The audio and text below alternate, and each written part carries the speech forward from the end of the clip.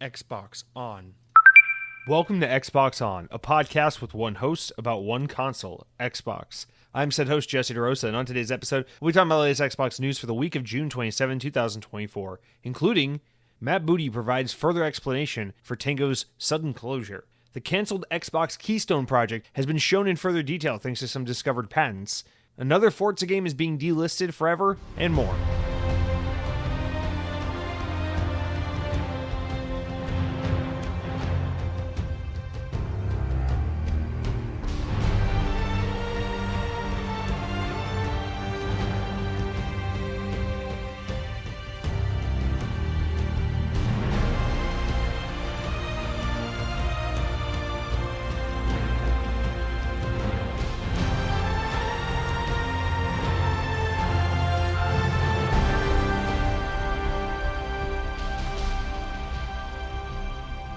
In this week in Xbox history, in the year 2007, 17 years ago, Disney Pixar's Ratatouille was released for the Xbox 360. Dude, Ratatouille the video game? I never played this on Xbox 360. I'm not going to sit here and lie to you because, I played it on Wii. You didn't think I actually didn't play the Ratatouille video game. You said, Jesse, Disney, Listen, Ratatouille is my favorite movie of all time. Of course I played the Ratatouille video game. It's dog shit. Actually, I think I did play it on 360 also later, like many years later, but I don't remember it. This is, you know how I'm always reminiscing about how I missed the licensed movie game and I wish we could bring them back, and there were so many good ones, and like they were always these like AA janky kind of like rough, but like, man, if they had 2 years instead of 8 months to work on this game, maybe it would have been something good, kind of experiences that we all have an emotional tie to because we all grew up playing a couple of these, especially if you're around my age range, you definitely grew up on these kinds of games.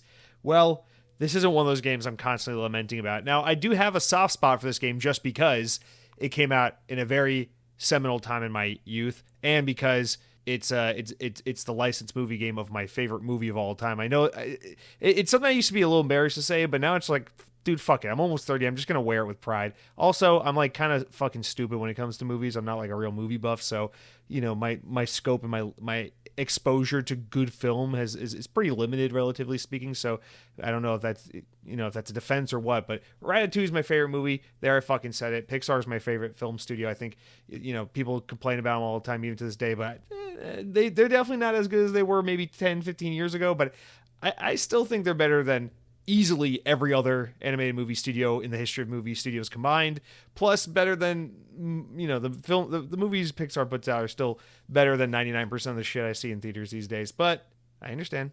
I also don't think Toy Story 4 was all that good, so I'm not saying they're perfect. Just saying, Ratatouille, at least personally, it's my favorite movie of all time. Xbox 360, that's a great Xbox. You take the best movie of all time with arguably, probably not my personal favorite, but arguably the best Xbox of all time, and you smash them together, you get yourself a pretty fucking mediocre blockbuster weekend rental. That's what you get there. But it's okay. Ratatouille, 17 years?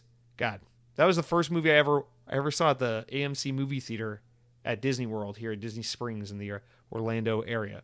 Anyway, let's stop talking about Disney because this could real easily turn into a podcast not about Xbox if I didn't watch myself. So, guys, welcome to Xbox On, episode 265, the little Xbox that never saw the light of day. We'll get into all of the news. It's still, we're coming off that E3 time of year where things are slower.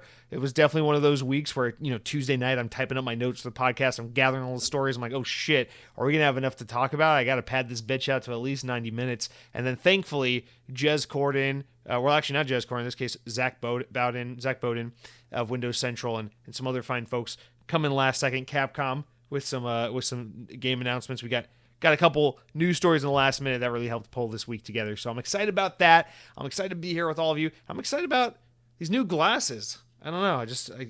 I've been wearing glasses since the 5th grade, and I am almost 30 years old, and I'm on my 3rd pair of glasses. So I don't know. To all of you out there that wear glasses, you tell me, is that really bad? Am I behind? I think you're supposed to be updating your glasses prescription.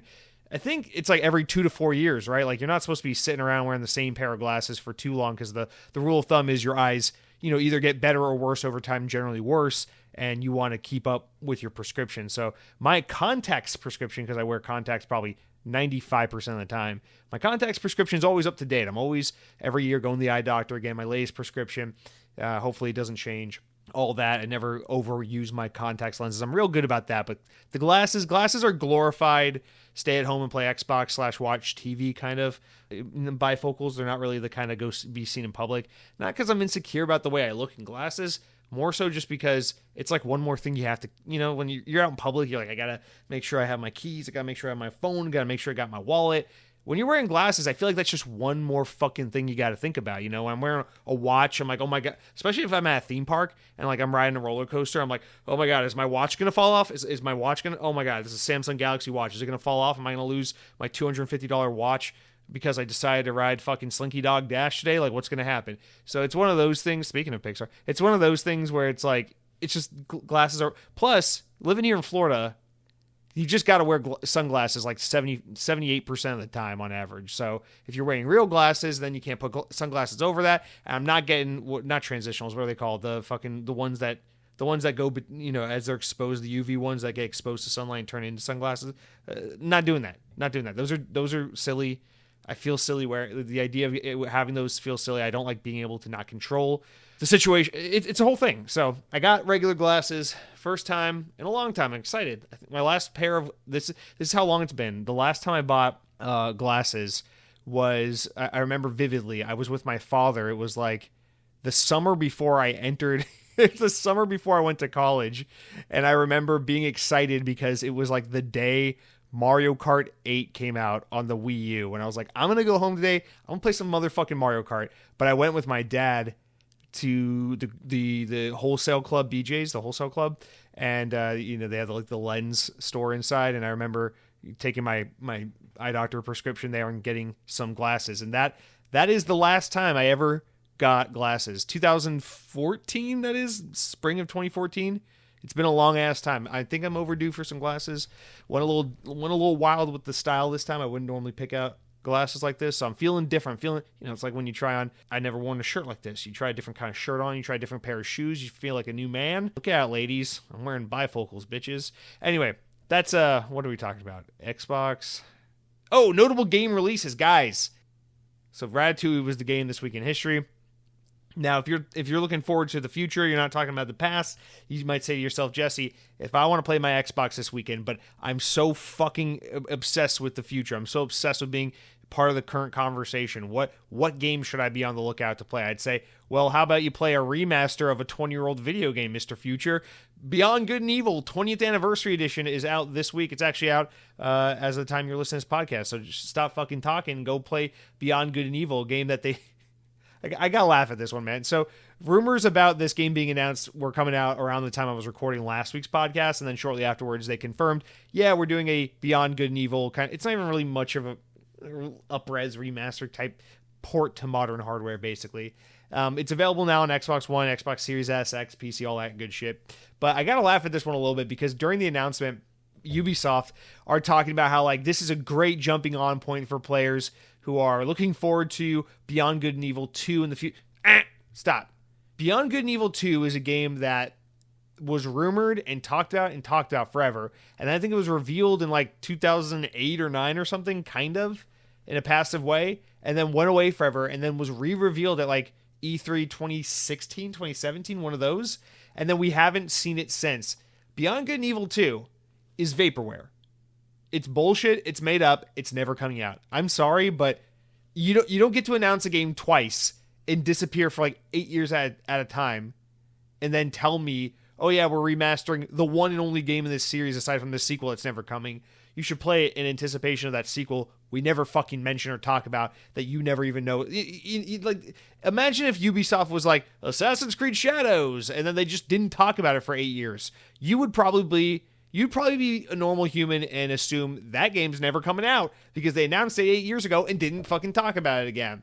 But Ubisoft is trying to gaslight us all by saying, oh, bitches, you thought just because we do Ubisoft Next or whatever every fucking E3, the fact that we ignore this game and never mention it, even in a passing sense, you thought that meant the game was vaporware? You thought that meant it was canceled? You thought that meant it was even shelved, to say the very least?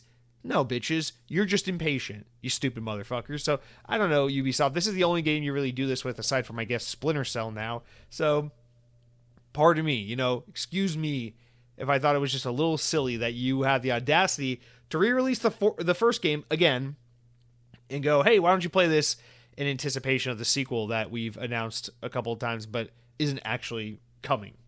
So, Beyond Good and Evil 2, or Beyond Good and Evil 20th Anniversary Edition, that's the closest you're ever going to get to a Beyond Good and Evil 2, is a remake of the first one that says 20th Anniversary. And hey, the number 20 has a 2 in it, so there you go. That's almost kind of like a sequel. I don't know. I've never played Beyond Good and Evil. I know it's like one of those cult classics. People really love it. I have so much negative interest. I have like that didn't come out right. I have minus interest in this game. I have like when this game gets brought up, I suddenly become heavily invested in golf because it just seems like something unrelated that is more interesting than this game. So I can't speak to it, but I know it's one of those things where like a lot of hardcore gamers, a lot of critics really loved and adored this game back in the day. But hey, it's 20 years old and it's still waiting on that sequel. So better late than never, right? All right, guys, I say we head on into our mildly amusing stories. We warm up this podcast. We get the spinach dip. We get the crab cakes. We get the fucking house salad with the vinaigrette. Let's do it all. Let's get the appetizers going on the table here while we wait for those entrees, a.k.a. the main news stories. Oh, man, it's going to be great. There's going to be fucking baked ziti. We're going to have beef tenderloin with cauliflower puree and a truffle sauce. It's going to be great, man. But first, we got appetizers, okay? Just ate. I shouldn't be this hungry. All right, real quick one. Obligatory. Xbox has come out and said, hey, we're going to be at Gamescom this year. Surprise, surprise. They always go to Gamescom. They always go to all these big events. So the official Xbox account on X confirmed it. They said it will be their biggest booth ever, whatever the fuck that means. They also confirmed a handful of games that will 100% be present at the event. So they said, at their booth, you'll be able to see Age of Mythology Retold, Avowed, Aura, History Untold, Diablo 4, Vessel of Hatred, Diablo Immortal, Elder Scrolls Online, Fallout 76, Towerborn. That wasn't at their showcase. That was a game I'm looking forward to a whole lot of it. And World of Warcraft, The War Within. So basically, Avowed and Towerborn will be at this at Gamescom this year. I don't expect any big news or anything like that. Except with Towerborn, we could get a release date, which, it's not like it's not like they're announcing Halo 7 or something. But it's some stuff will get revealed as a result of this attendance of this event. So maybe some new trailers, some new release dates, those kinds of things. I wouldn't be surprised if maybe we got an Avowed release date and a Towerborn release date. Towerborn is... I was a little surprised that didn't show up at the Xbox Game Showcase. I mean, I know they had a lot to get to, but that's a second-party game that Xbox is bringing to Series X and S this year. It's supposed to come out this year, so I just thought it would be there. But hopefully we get some good updates on that game. I'm very eager to play that one for sure. That would be a great summer game. Anyway, probably not getting it this summer. But yeah, so that's just to say Xbox will be at Gamescom as they are every year. Not a huge deal. We'll wait and see what they have to say. Although don't get too hyped. It's not like E3 or anything like that. So, all right, next up.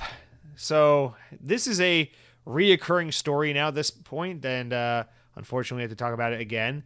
Forza Horizon. Forza Horizon 4, the 2018 game, is being delisted after only 6 years of being on the market. The open-world racing game, which was originally released October 2018, is being delisted from Microsoft Store and Steam on December 15th this year.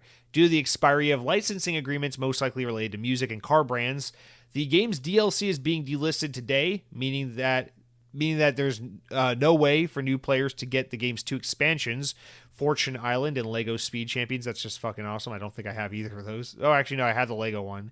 I don't know if I have Fortune Island. So you'd have to buy the Ultimate Edition of the game if you want to get those DLCs.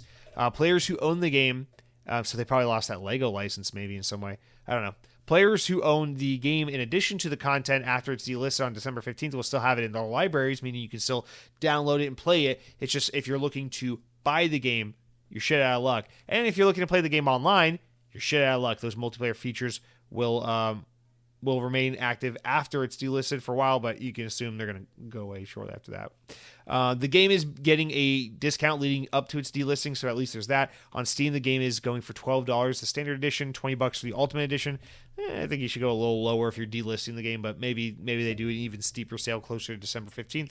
On Xbox, The game is going to be discounted beginning on July 14th, but we don't know how steep the discount will be. Hopefully, it's at least as steep as Steam's is. The game being delisted, of course, means it's no longer available on Xbox Game Pass either, because Game Pass subscribers will only have Forza Horizon 5, the latest entry in the series, to play. Now, if you bought the DLC content for the game, you're still able to play that, even though you can't play the main game, because you only play it through Game Pass. So you have to buy the game if you've only ever used it through Game Pass. So make sure you do that. This is a game you want to have somehow preserved in your library of games, okay? All right, Forza Horizon 4, there's just a little excerpt thing, a little summary of what the game was and some info. Forza Horizon 4 is set in the fictionalized open world version of the UK, including versions of Edinburgh, the Highlands, the Lake District, Ambleside, and Cotswolds. Never heard of these places because I'm from Georgia. It was followed by Forza Horizon 5, it released in 2021, and was set in the fictionalized version of Mexico.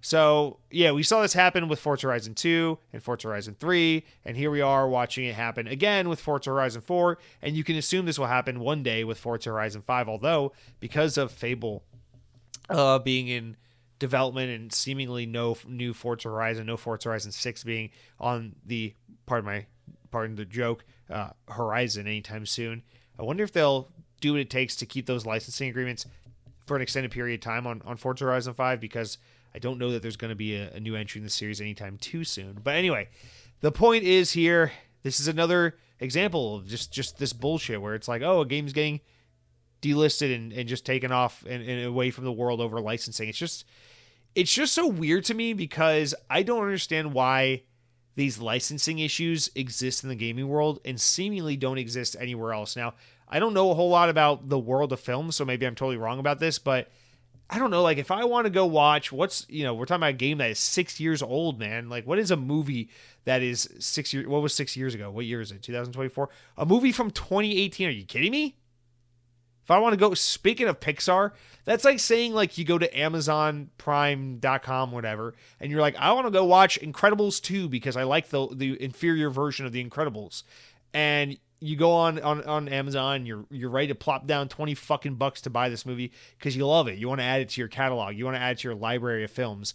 And Amazon goes, sorry, the licensing agreement expired. We can't sell this movie anymore. Now, if you already have it in your Amazon library, you can still watch it, but fuck you if you want to buy it, because it's just, it's a 6-year-old movie at this point. You might as well just go see the latest Pixar movie, Inside Out 2, if you really want to get your Pixar fix. But it's like, dude, what the fuck are we doing, man? This is so silly. How has gaming been this big a moneymaker, this big of an entertainment just megalith, that we've reached this point where we're still talking about games being delisted and taken away because, oh, well, it has that one song from Smashing Pumpkins and we can't pay Billy Corgan to fucking keep the rights going, although he probably doesn't know the licensing to his music.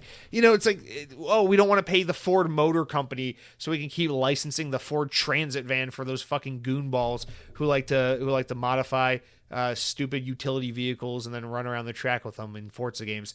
Like, I just don't understand what's happening here. Like, is it not possible to write up an agreement when you're making these games where it's like, Microsoft retains the right to use the Ford Focus ST indefinitely in Forza Horizon 4, whatever. Like, in perpetuity, this license will exist within the bounds of our game, which allows them to sell that game indefinitely. Like, why would you not sign an agreement like that? I don't like, you don't see movies being taken down constantly because it's like, oh yeah, well, remember that one scene where Rocky's fucking like getting not shit at boxing again and it plays Eye of the Tiger? Well, we lost the licensing to that, so we don't do Rocky anymore, and then instead we do Creed. Go watch Creed instead. Like, that doesn't fucking happen. So what the hell's going on with gaming that this is just still something we deal with all the time? And this is the 4th entry in the Forza Horizon series. So how did you make it all the way to number 4 and still no one at Microsoft is like, yo, we got to work out an agreement with Honda to let us use the fucking Civic in this racing game for a little more than 6 years?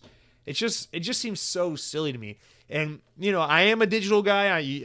I'll applaud and praise the digital future all day long. And I know there's those people who love the physical experience over all else. And listen, I understand, like, this is scary. And now, to be fair, I know that argument gets brought up a lot in these kinds of conversations. It's a little bit unrelated, just because it's like, well, after 6 years, Microsoft's not necessarily making new physical copies of the game to sell to Best Buys and Walmart. So you're kind of in the same boat as us digital people, where like if they delist it from the storefront, we can't get it, you can't get it. But at least with your argument, you supply the secondhand market by making those physical copies of the games. And I understand that, if a game like Forza Horizon 4 was only ever a digital game, you'd be totally shit out of luck if you didn't download this game when it was available. You'd have to go to eBay, and at least you have the option now to go to eBay and try to buy the game secondhand, because no doubt there's going to be some kid who's 4 years old right now and doesn't give a shit about anything, and then in 10 years he's going to become a huge racing video game fan and be like, man, I wish I could go back and play the classics like Forza Horizon 4, but I can't because they had that one fucking song by Dubstep. The genre, not the artist, and they lost the licensing, and the game is gone to forever. And whatever, dude. This game. Speaking of license, this is the game that introduced me to the where are they from? Are they from Scotland? Are they from Wales? Where are they from? Churches. This game has what song does it have? I think it has Graves. No, it has I don't know what song it has. It has something off that album. It doesn't matter. This is a great game. This game had a great soundtrack. Game had a great list of cars. Very fun game. Beautiful open world depiction of the UK, and it's a fucking crying shame that beautiful hard work, labor of love is just gonna be lost to time now because fucking licensing over Toyota. Like, that's so dumb. Makes me want to put soap in my bum. That's how dumb it is. I don't know, man. So figure your shit out. Corporations, Microsoft, Ford, Maserati, Breaking Benjamin, come to the fucking table, hash out your beef, figure out what we got to do to make these games not have to go bye-bye after the time I finish high school. It's crazy. It's like, new Forza's coming out. I'm an 8th grader. I can't wait to play it. And then by the time you're graduating high school, it's like, that game is for old people. It's a fucking relic of the past. It's buried 6 feet under the ground with all those ET copies from the 80s. It's like, what? It's just so silly to me. So figure that shit out. Forza Horizon 4, rest in peace. At least they're giving you a good 6-month notice so you can do something about it. Like, I don't own this game. I played it through Game Pass. I'm definitely planning on picking up the deluxe edition of the game just to make sure I have it in my library like I have the other Forza Horizon games, because I love Forza Horizon. I think it's one of Xbox's great series, and I definitely want to be able to preserve this in my library to some extent. So, and I'm not playing physical, so fuck you guys. But yeah, so pour one out. Man, it must suck being a creative and being like, I remember that thing I worked on 5 years ago, and now it's history. All right, now we got a story that's the exact opposite of that previous story. Instead of talking about taking new games and making them extinct, we're talking about taking old games and bringing them back to life. So I'm real excited about this one. From VGC, screenshots and gameplay footage of an alleged Jet Set Radio remake have appeared online. While Sega has previously confirmed that it is working on a reboot of the cult favorite series, it's claimed that a newly leaked assets are from a separate remake of the original Dreamcast game. So this may be a whole separate thing. They're working on a new entry, a new reimagining of the series, and a remake of the first game. So we might be getting both these things. Twitter user MSKAZZY69 posted 4 screenshots claiming that their source was Midori, the Sega leaker who recently deleted their social media account. This is followed by gameplay footage of alleged games showing an updated take on Jet Set Radio with more realistic character designs. It's not yet clear how authentic these screenshots are or this gameplay footage is, but boy oh boy, it does look a little weird. Watching, I've seen this footage a few times. In some ways, I'm like, this does look like some kind of fan-made Unreal Engine 5 shit. But in some ways, it's like, holy shit, I hope this is real and this is coming out. So I don't know, this is a grain of salt type of thing. But oh my God, I hope this is real, because not only am I excited about the idea of a new Jet Set Radio game, or Jet Grind Radio if you're a Dreamcast fan. But God, I would just, at the very least, because, modern gaming has a tendency to make everything not what you remember it being.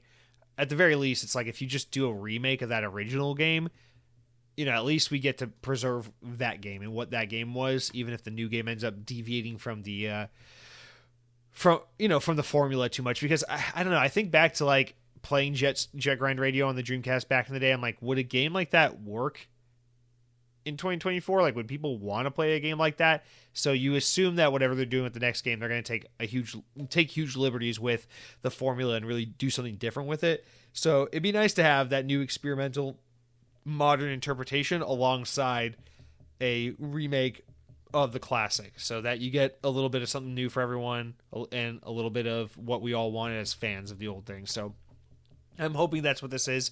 It looks good, man. Like, at least the gameplay looks good. The character models look, I don't know, it looks like professionally done. But I swear there's a little bit of gameplay footage in here that is lifted directly from that Sega announcement. Remember when they did that Sega announcement where, like, we're making 5 new games all from previously existing franchises, like that new Shinobi game and the new Golden Axe game and new Jet Grind Radio and all that. So one of these pieces of footage looks like it was lifted from that. So I don't know how legit this is, but God, I hope it's real. Jet Grind Radio, that is a game that just oozes everything that's cool about Japan, everything that was cool about the 90s, everything that was cool about skate culture. I'm talking about inline, I'm talking about skateboard, I'm talking about fucking extreme sports with the BMXing and everything. It just highlights everything that was cool about that era, cool extreme sports, 90s music, hip-hop in the 90s, punk rock in the 90s, everything. Listen, man, I know I'm an old man now. I know I'm doing that thing. I'm resting too much on the comforts of my youth. But, I mean, life is pretty good right now. We got good games. We got good music. We got good things going on. 90s were the fucking shit, man. 90s, early 2000s, entertainment was so good. Shout out to this. Hope it's real. Can't wait to find out more in the future. All right. Now, this one happened today. I think this one's got a lot of people excited, and it's great. This is actually has a good announcement for for those longtime Xbox fans. This is very Xbox relevant news here. VGC relays. Capcom have announced a new Dead Rising remaster called Dead Rising Deluxe Remaster.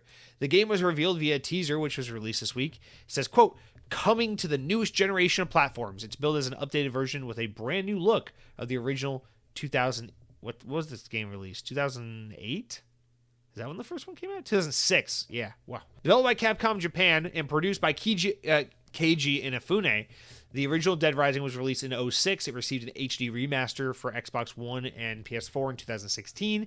The game stars protagonist Frank West, a photojournalist who gets trapped in a zombie-infested shopping mall in the fictional town of Willamette, Colorado. Dead Rising has received several sequels, the first of which was developed by Blue Castle Games, a studio that was acquired and renamed Capcom Vancouver back in 2010, following the completion of Dead Rising 2.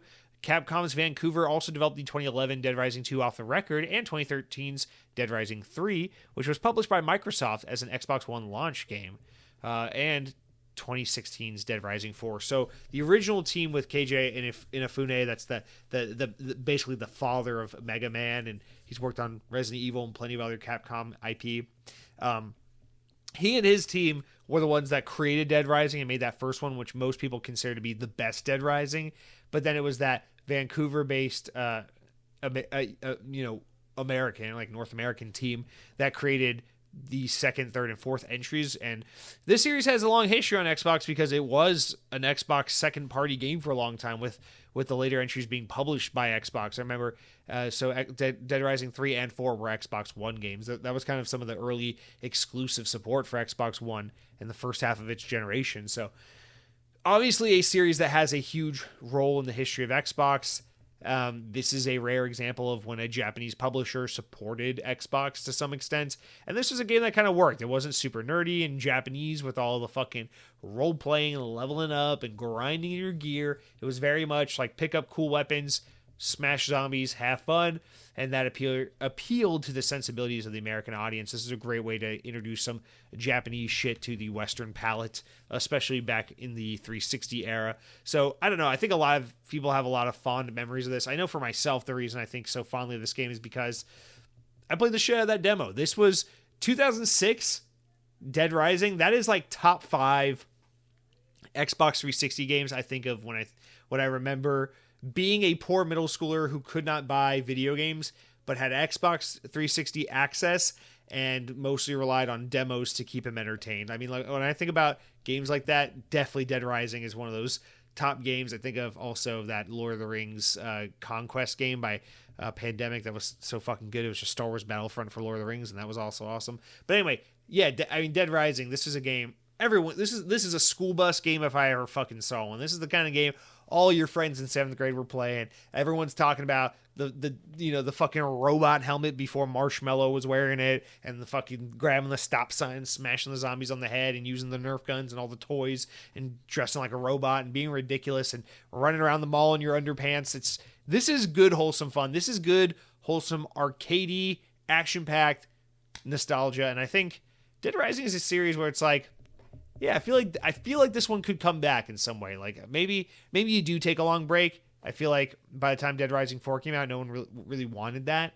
But I think it's been long enough. I think we've been subjected to enough of these sad dad, over-the-top, super serious games that the world would probably be a little warmer these days to a new Dead Rising game. Although, what's funny is I think about it now, I feel like Xbox, after Capcom said, okay, we're done, they closed the studio that made Dead Rising in 2018, a few years after Dead Rising 4 came out.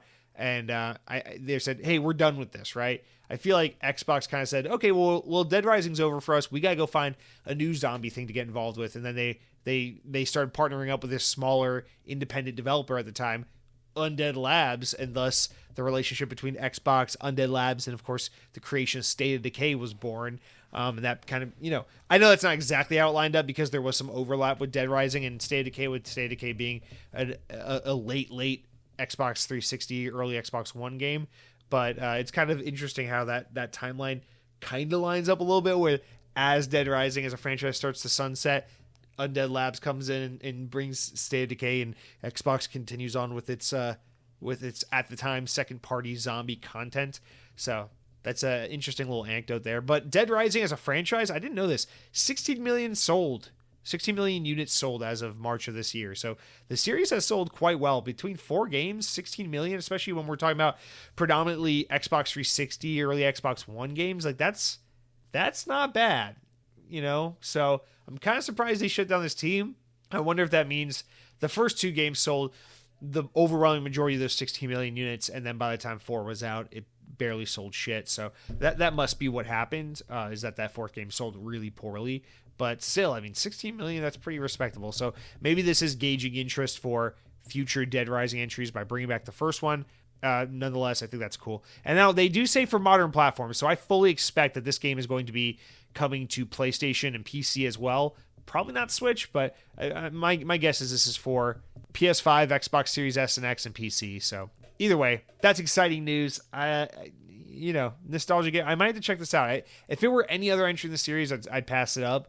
But because it's the first one, I don't know. I might have to give this one a go. We'll have to see how it turns out. But that is cool. Now, a little nervous. They didn't specifically name platforms, and we have a tendency these days to have Xbox skipped a bunch. So we'll see. But hopefully it comes to Xbox. All right, lastly, before we get into the main news this week, Obsidian, we got a little update on Avowed that I want to get into. So Obsidian's upcoming Xbox exclusive, Avowed, is reportedly similar in length to the studio's previous role-playing game, The Outer Worlds. That would place the RPG, which was released for Xbox and PC later, which will release for Xbox and PC later this year, at a length of around 13 hours for the main storyline, or 26 hours if you include side content, according to website howlongtobeat.com. Quote, the best comparison for Avowed in terms of scope is The Outer Worlds. Game director Kerry Patel told Game Informer when asked how long the game would be. Players can expect roughly similar experience, just like The Outer Worlds, depending on what kind of difficulty they play on, and how thoroughly they play and explore and invest in the inside content, versus just sticking to the main critical path missions.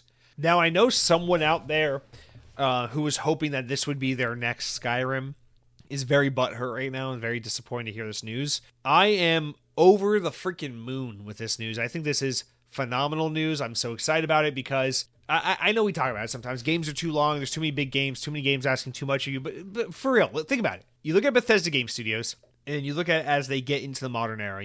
When you're talking about Elder Scrolls, Morrowind to Oblivion to Skyrim and Fallout 3 and all that, back in kind of that prime time of like the Xbox 360 years, OG Xbox into Xbox 360 years, back when games could be made in like 2 to 3 years. It was beautiful. We got a brand new, beautiful Bethesda game every couple of years, right? Every 2 to 3 years we were getting a new one.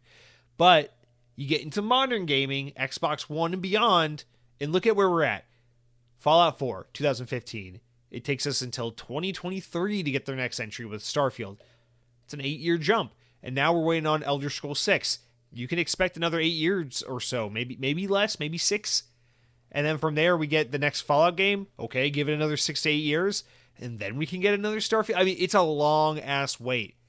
And that's what you got to do if you want these AAA, next-gen, or current-gen, whatever, giant single-player RPG games. That's what you need. But you think about a game like The Outer Worlds, which was about, I think for me, I probably spent 15, 17 hours beating it. And then, maybe 30, 40 hours if you really want to explore. I think 26 hours sounds a little short. I wouldn't be surprised if it's more like maybe 30, 35 hours to really do pretty much all the game has to offer. But you think about that, it's like, that's a lot of game, for 60, 70 bucks or Game Pass subscription. That's a lot of game right there. I don't think anyone can complain about a 13-hour game that you could get up to 30 hours or so of playtime out of one go around. Like it's a pretty good value for 70 bucks in my opinion, right? But if you're comparing to a game like Fallout or Skyrim or whatever, it seems like it's a little smaller, right? In terms of scale and scope. But the difference is we got Outer Worlds in like a 4-year period. We got, it's since Outer Worlds came out in 2019. It was the year I moved here. So by the time Avowed comes out, it'll have been 5 years. And we know they're already working on Outer Worlds 2, which will probably be out in like 3 more years. Like, this is the Obsidian difference. Is you get these games that are a little smaller, a little more focused, a little more tailor-made, but you get them every 4 years instead of every 8 years. You cut the development time in half, and you get tons of great games. And the thing is, like, it's cool to have a Grand Theft Auto. It's cool to have a Starfield or Skyrim, or these kinds of games where it's like, I'm going to play this game on and off for the next decade. That's great. But it's also really cool to have a game where it's like, I'm going to play this game like crazy for 2 weeks, and then maybe in 2 years I might play it again, or maybe I never play it at all. But I'm going to really enjoy this game for 2 weeks. And that's exaggerating. That's like hardcore gamer talk, because most people have kids and jobs and responsibilities and things like that, and they end up probably playing a 15 to 30 hour game over the course of a couple months. So for a lot of people, 13 hours to beat the game, 30 hours to see all the game has to offer, that's like 2 months probably for some people who only get to play on weekends or try to play on a Tuesday night after work, but they're too tired. They got to do dishes. They got to take out the trash. They got to put the kids to bed. They got to fucking watch the sports game. So when the boss tries to mingle with them, they have something to talk about without sounding like a fucking jackass the next day at work. Whatever the case may be. So that's a lot of game if you ask me. So this has me excited because that's really what I wanted Avowed to be, was this really great open world single player RPG with great storytelling, great exploration, but it didn't say, hey, Jesse, I noticed you have a day job. Have you thought about maybe quitting that or going on away without pay so that you can complete this main quest line? The Kingdom of Amalur Reckoning Edition, whatever, depends on it. I don't know why that's the nerd term that came to mind, but that's not Avowed. But you get the idea. It's just ridiculous. Like, we can't expect every game to be this. So it's nice. If you want your super long verbose game, we just got that last year with Starfield. This year we get Avowed, and it's a little smaller, it's a little more of a palate cleanser. I welcome it. The question isn't, why isn't Avowed longer? The question is what Avowed has to offer really, really good? And if the game is really, really good, who gives a shit about the rest? So I'm really looking forward to this. To me, that's great news. It also confirms to me that they're going to be able to get to Outer Worlds 2 within my lifetime because they didn't spend all the time in the world working on Avowed. So that's just great news. So thank you, Obsidian, for continuing to be one of the seemingly most competent modern game developers out there. I look forward to playing your video game. That's it for all of our opening news segments. You guys, we're going to get into the main news, but you know how we do. We take it down a notch. We dim the lights. We unbutton that top button on our dress shirt. If you're still wearing a button up right now, you're going to want to undo that top one. Let a little chest hair show. It's okay. Some women like it. Not the younger women, but the older women. And hey, unless your name's Dr. Disrespect, you want the older women. Trust me, they're more attractive. I don't understand you people that like, you're like 40 years old and you look at like a 19-year-old girl and you're like, damn, she's fine. I wish I was younger. You're a fucking creep, man. When I was 16, I was looking at like 40-year-old women like, damn, I wish it wasn't weird for me to want to date a 40-year-old. So go MILF hunting. Leave the children alone. Their brains are still developing. They don't even fucking know the quadratic equation, you stupid streaming twat. Okay. God, I get so heated talking about women's rights. Let's talk about the games I've been playing. Wait, let's talk about the food I've been eating.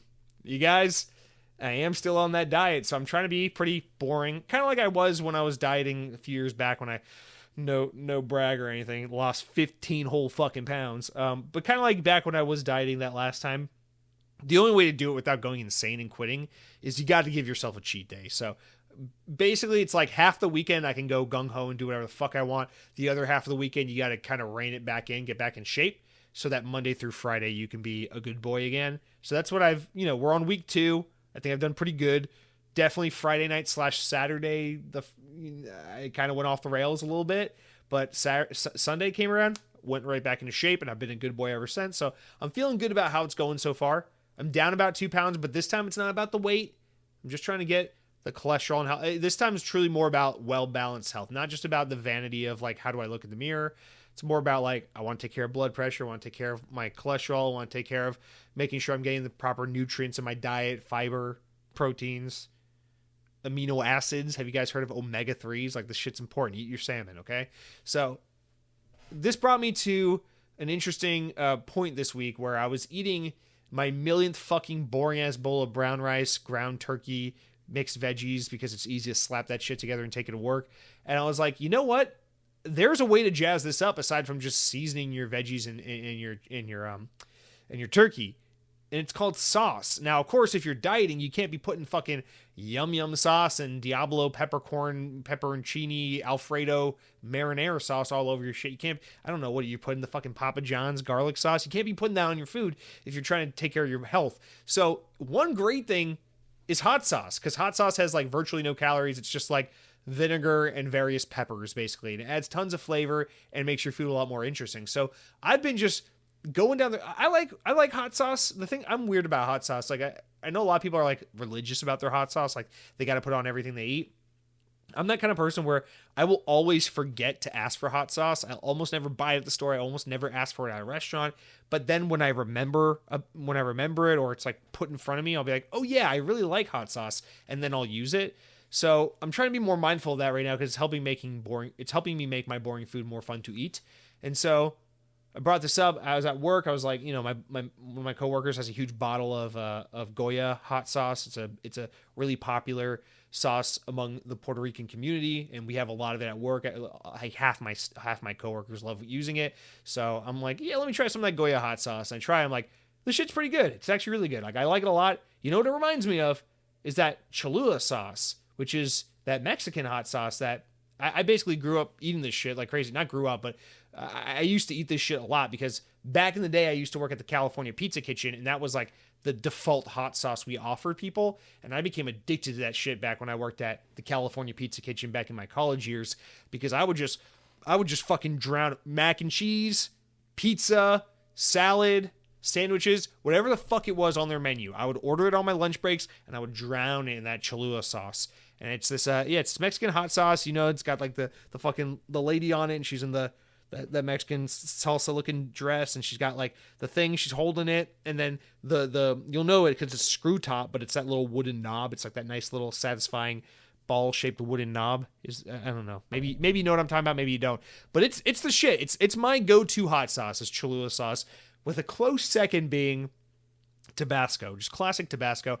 I know people really love sriracha. I'm not into sriracha. If I was going to go for more of like an Asian hot sauce, I go for the sambal, the Vietnamese chili paste sambal. I think it's a little better than sriracha, but even so, like, I don't know, a lot of I go for more Tabasco, Cholula, something a little more tame, something a little more mild, something that's a little more evergreen and works on, in my opinion, a lot more variety of dishes. So you can put on like American food, you can put on Latin food, you can put on basically anything, and it tastes great.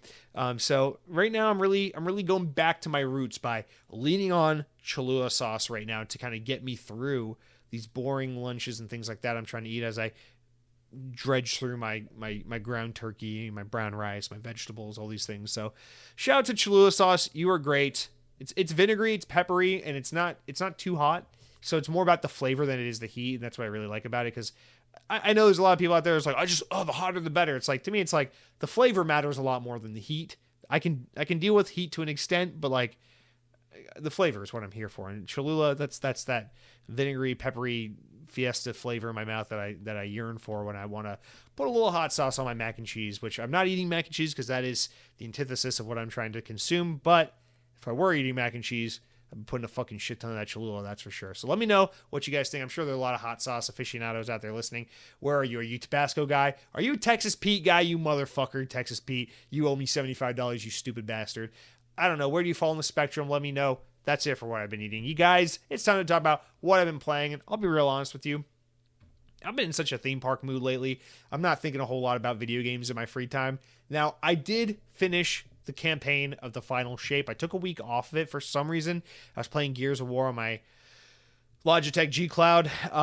But this week I was like, what the fuck am I doing? I got to finish the Final Shape. So I went back, I finished it, and I knew this, but I still didn't think about it until after it happened. But the campaign ends in a way that's basically like, go play the final raid to find out what happens at the end. And guess what is the one thing in Destiny I never do, because I don't have 5 other fucking friends to play Destiny with? Raids. So I guess I'm just not gonna see the Final Shapes ending. This is like, it's like I watched every Marvel Cinematic Universe movie up until Endgame, and then I watched Infinity War, and then I watched like the first half of Endgame, and then I said, you know what? I'm good. Don't need to see a Spider-Man undusts. Don't need to see a Spider-Man stops being dead and becomes a teenager again. I'm good. I'll stop here. That's where I am with Destiny 2, the Final Shape. I made it all the way to the tail end. And now I know what's going to happen, but at the same time, like, I don't get to see it play out, because now I know you can matchmake, you can squad up and play with randoms in raids. I'm sure the feature works pretty well. I don't want to do that. So I bugged my nephews and I said, can you please buy Destiny? Because they're Destiny players. I don't know why they don't have this yet, but I asked them both, can you please get the Final Shape so we can play this raid? I need you guys to carry me through the raid so I can see the end. And now I either got to be a good uncle and buy them a copy of the game, or I got to just wait for them to come around to buying it. So I don't know. I don't know where I am with that. Destiny 2, Final Shape, some of the best mission structure in Destiny history. It's great stuff. How's the ending? I don't fucking know if I'll ever find out. But that's what I'm playing. And when I'm not playing that, I'm in one of those moods. It's always the summer, man. Like I go through these ebbs and flows with my theme park addiction, where like sometimes I'll be like, I'm not really feeling like getting sweaty and going to the theme park. And then I'll be like, that's great. Capitalize on that. Stay away from theme parks. Don't buy overpriced Mickey pretzels. Just stay the fuck away from Disney for 2 months. Play a lot of video games. Enjoy other hobbies and interests. It's okay to not be in the mood. But then when I come back in the mood and I go really hard in it, and it's like, every day I'm off work, I got to go to Magic Kingdom. It's like one of those things. But it's always like during the most inconvenient times of the year, I swear to God, with me. I'm always like, oh, it's 98 degrees outside. I could really go spend 14 hours waiting in line to ride Space Mountain right now. So I don't know what's wrong with me, but that's where I'm at right now. So Destiny 2, you rock. Wonder how your ending is. I'm going to pour some Cholula on you and forget about my woes. That's it for all of our segments that aren't the news, which means we should probably take a water break, take a stretching break, and get into this week's news topics. So for the news this week, we really only have 2 stories, but both pretty interesting. So let's just jump right in with this first one, talking about Tango Gameworks. Matt Booty's got some comments on it. Let's jump in. So this is a VGC relay of a story that happened on Variety's Strictly Business podcast, an interview between them and Matt Booty, when he was asked specifically about the recent closure of Tango Gameworks, makers of Hi-Fi Rush, Evil Within, and why that took place. So although he didn't name anyone specific, Booty implied that the change in leadership and staff at Tango Gameworks may have been one of the reasons for the studio's closure, suggesting that while Hi-Fi Rush was a success, there were no guarantees that the remaining setup would have delivered similar success in the future. He said, quote, I won't get into the real nitty-gritty details as to what went into the decision, mostly out of respect for the people there, just because there's a lot of work that went into delivering it, and it did well for us. I think the thing to be considered is that for us, it's as much a forward-looking situation as much as it is a looking back at a certain game. There are a lot of things that go into the success of a game. What leadership do you have? The creative leadership do you have? What leadership do you have? What creative leadership do you have? Is the team the same team that shipped something successful previously? We have to look at all those things together and ask ourselves, are we set up for success going forward? And while there may have been some factors or situations that previously led to success, they may not all still be in place as you look at what you're doing going forward. Although he did not specifically state it, Booty's answer appears to at least partially be referring to the departure of Tango founder Shinji Mikami, who left the studio in 2023 to form a new company. Mikami, who directed Evil Within and oversaw Tango's other games in an executive producer role, is best known for his time at Capcom, where he directed the first Resident Evil game, its 2002 GameCube remake Resident Evil 4, and among other titles. Sorry, first GameCube remake and Resident Evil 4. Holy shit. His decision to leave Tango may have had some impact on the studio's value to Microsoft, something Booty appears to imply in his latest explanation. Booty also suggests that closing Tango entirely was not the only option considered, giving examples of previous Xbox-owned studios that went independent instead. Quote, with many of our studios, we try to look at options. For one example, we recently had with Toys for Bob, a studio that was previously working on Call of Duty. Their option was to go back out and become a new independent studio, and we've announced that we've gotten a publishing deal with them, and we'll share more about that when it's important. I think back to the studio called Twisted Pixel back in Texas that we acquired. Then there was a change in goals. It was the perfect match for anyone, but the studio today is still thriving, and we wanted to set them up for success. So we absolutely looked at the possible business options that there are to keep the studio open or perhaps have it change hands. It's just time. It's just one of those things that we looked at across the board. Sometimes these things come together, sometimes they don't. So, and I'll just add this as far as, you know, changing hands and stuff. This is a terrible time in the industry to sell a team or try to spin off and go independent. There's no way a team like Tango Gameworks was going to make it independent, and there's no way that Xbox is going to be able to sell them to someone. So that probably explains a little bit of that. Plus, there's some write-down and stuff you get to do and tax benefits to be had with probably shuttering a studio. I'm sure they get to, you know, say, do something that's like a write-off or a canceled project or something like that. Now, to the larger point, we touched on this idea that maybe Shinji Mikami leaving the studio had something to do with it, but at the same time, that just kind of goes against what we had been told in Shinji Mikami's final years, where he was talking a lot about trying to shepherd this future generation of developers to make his team take it on and become something more than what he's done with his horror franchises. Shinji Mikami talked about wanting to get away from horror and try to make some other kinds of games, and then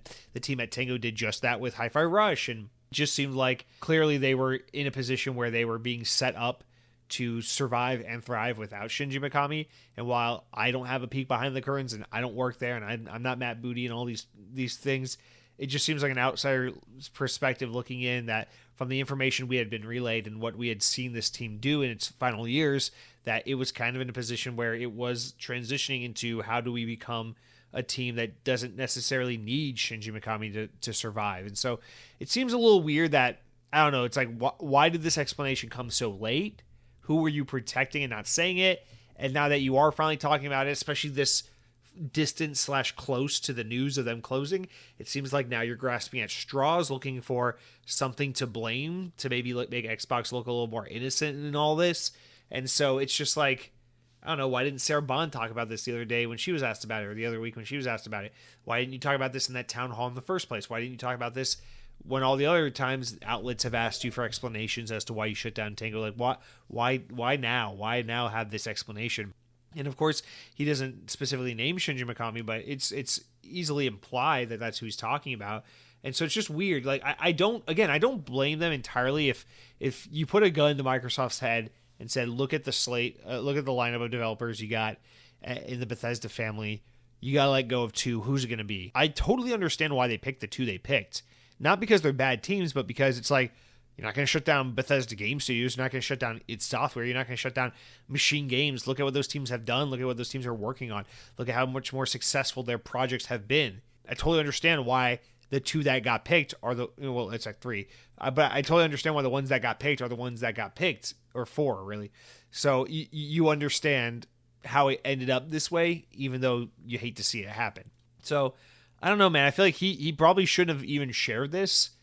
But then they go on to talk about how they look for other options. I don't doubt that right now is a terrible time to look for those alternate options when everyone's just laying off, everyone's shuttering, everyone's taking a step back from capital expenditure right now in the games industry. So I get it. But at the same time, it's like, I don't know, like, wouldn't the guys at Tango probably have preferred to try and go independent rather than just all get shuttered and lose their jobs?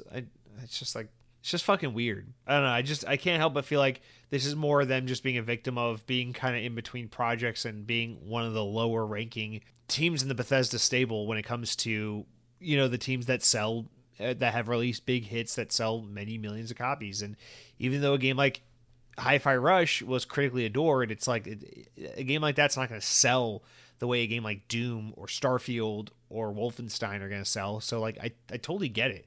And I feel like that makes enough sense on its own without you having to introduce this idea of this lack of leadership and lack of this lack of like a central figure. And I understand, like, when you acquired Bethesda, the most valuable aspect of getting Tango Gameworks along with that package was having access to Shinji Mikami. That is a huge blow.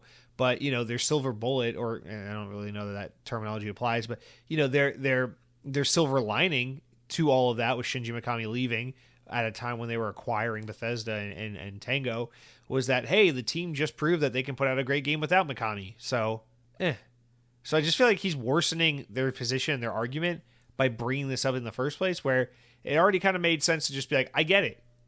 Your business, you have to run in a way that makes sense operationally. Even if you do have the money Microsoft has, you can't tell that to investors and shareholders and your CEO.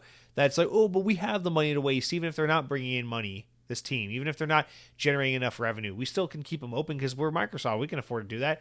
You got to be able to make sense and justify what you're doing as a company. And so if someone tells you you got to shutter a team or two, I understand how a team like Tango ends up on that short list, even though I want to see them survive and succeed. I'm not saying I wish for it. I'm just saying I get it. But now Matt Booty's making the situation kind of harder by putting it like this. So I don't know. Just a weird one overall. This is another example of Xbox executives maybe not needing to speak.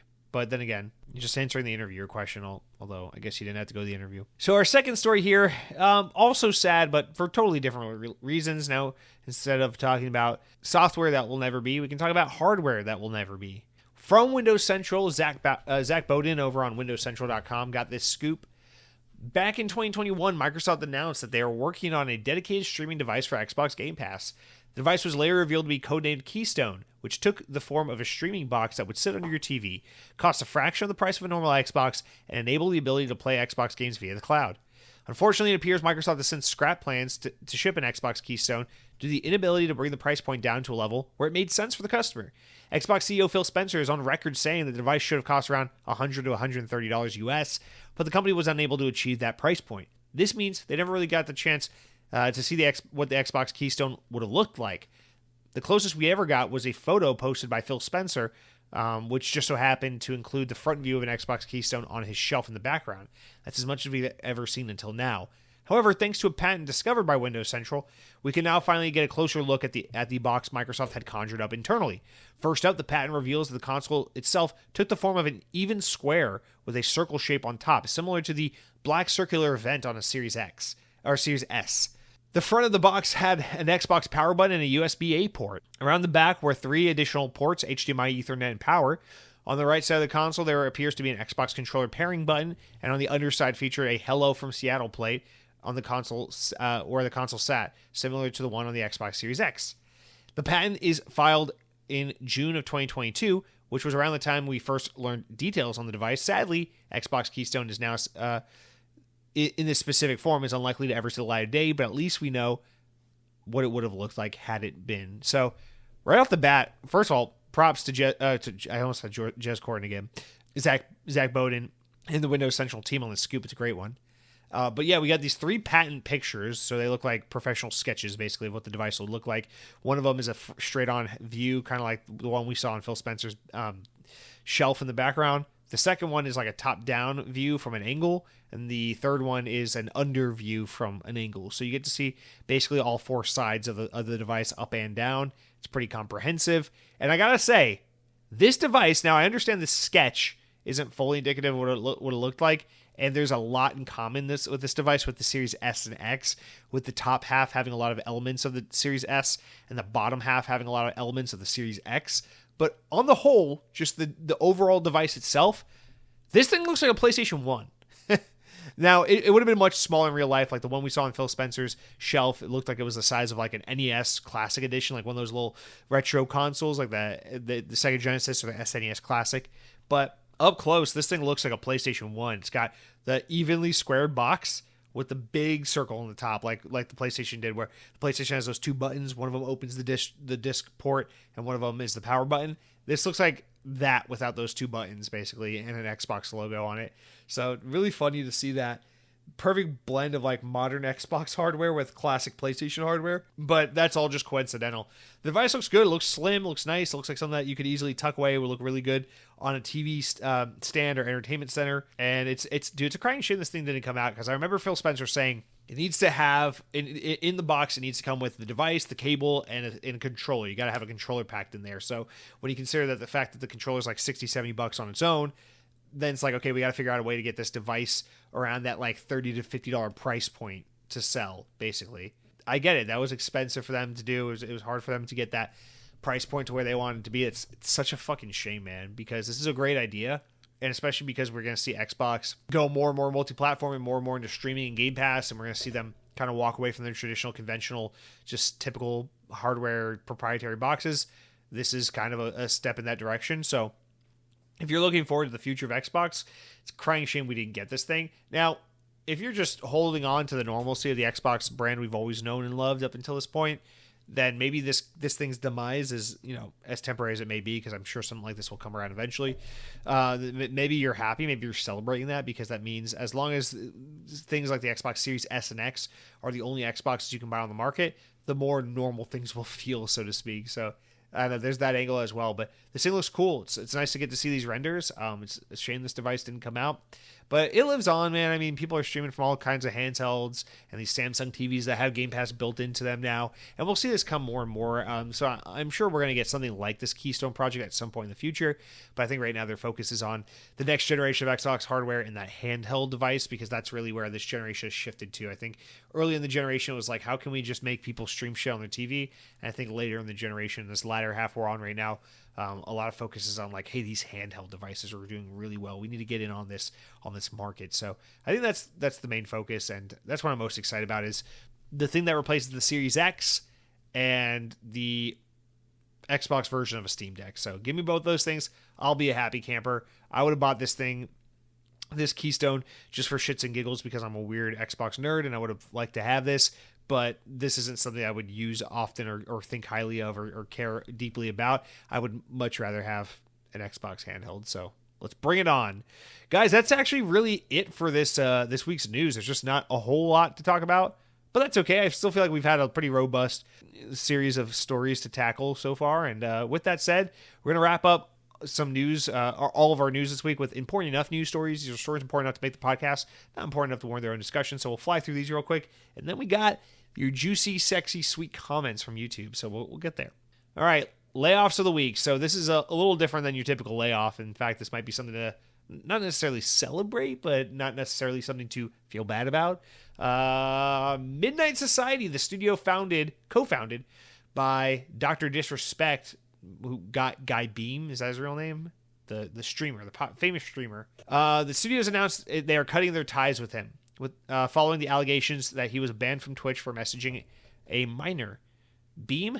Is that how you say it? Let's say Beam. Has denied the accusations following the completion of the latest live stream on Monday, suggesting that he could take a break from streaming. Midnight Society announced that the news of the split on Friday on X, saying that it had assumed Dr. Disrespect's innocence and began speaking with all parties involved. In order to maintain the principles and standards as a studio and individuals, we needed to act. For this reason, Dead Drop developer is terminating the relationship with Dr. Disrespect immediately. They said, quote, "While these facts are difficult to hear and even more difficult to accept, it's our duty to act with dignity on behalf of all individuals involved, especially the 55 developers and families that we have employed, along with our community of players." So I don't want to get too much in the ins and outs of this guy and the allegations against him, because while it's juicy and it's fun to talk about, and there's going to be some fun YouTube videos to watch about this guy, the fact of the matter is that's not real news. That's not real video game news. Like, this is a streamer, and I don't care about him and his life. Like, not to be mean about it. Obviously, if there's some girl who is preyed upon or affected negatively in any way as a result of this guy's behavior online, then feel for that girl, and I hope that, for the sake of just purity and well-being out there in this world, and for people having a good life, that none of this stuff actually happened, and that maybe hopefully this man's name will be cleared, not because I want to believe he's the good guy and I love him, but because I want to think that this didn't happen to someone, that some innocent minor wasn't fucking preyed upon by some influencer. So I don't know. We don't have to get into all that because it's not really part of the show and relevant to the show, but we have to bring it up in this context because Midnight Society and Dr. Disrespect we're working on, which is a team formed by a lot of ex-Call of Duty developers, is they formed, I think, 2 years ago to make some kind of Call of Duty type competitor. And so this is a game that we've had our eyes on as the announcement was made and as we've known this was in development. So now we got to make this announcement. We got to talk about this news just in the sense of this video game is being affected by losing one of its co-founders because the dude is reportedly a fucking internet creep. So, I don't know. I know there's a lot of people trying to clear his name right now. I know it's a huge thing that's going on right now. And there's a lot of people calling you out for being a fucking freak if you're trying to clear his name. I don't know. I don't ever want to wrongly accuse anyone, but also I don't want guilty parties to go innocent. So as someone who's not, this isn't my place to really step in because I'm not following the news closely enough to have much to weigh in on. I just want to relay, dude's been parted ways with his studio. They're going to go ahead and continue to make this video game without him, and that is what it is. So we'll leave it at that. Next up, Diablo 4. Blizzard's revealed details about Diablo 4's 5th season, which will feature a wave-based survival mode. We'll just say it. Side note. One more time. Dude, if you're like in your 30s, guys like 35 or something like that, they're talking to a minor in 2017, so he was like 35 then, he's like 42 now. Again, you're 35. Dude, go find yourself a beautiful older woman who doesn't have children. Go find that. That's so much better. What are you going to talk to a fucking 17-year-old girl? What are you going to talk about? What she's wearing to prom? You going to talk about her favorite member of what's popular, what boy band's popular right now? Backstreet Boys? I don't know. What Justin Timberlake's popular again? Maybe him? I don't know. Like, what are you going to bond with a little girl over? That's so fucking creepy. You going to take her to Build-A-Bear? You going to ask her what she wants to be when she grows up? You're a freak, dude. Diablo 4, speaking of freaks. The 5th season of Diablo 4, blah, blah, blah, blah, blah. Who gives a shit, right? The only reason I'm bringing this up is because with Season 5 of Diablo 4, they're getting a wave-based survival mode, and that strikes my fancy. So there's a campfire chat video for Season 5 on the team's blog, as well as the YouTube channel, which you can watch if you want to see more about this. But a wave-based survival mode for Blizzard, for Diablo, sounds pretty badass. Just want to throw that out there. Finally, Disney's Epic Mickey Rebrushed has gotten its release date, September 24th.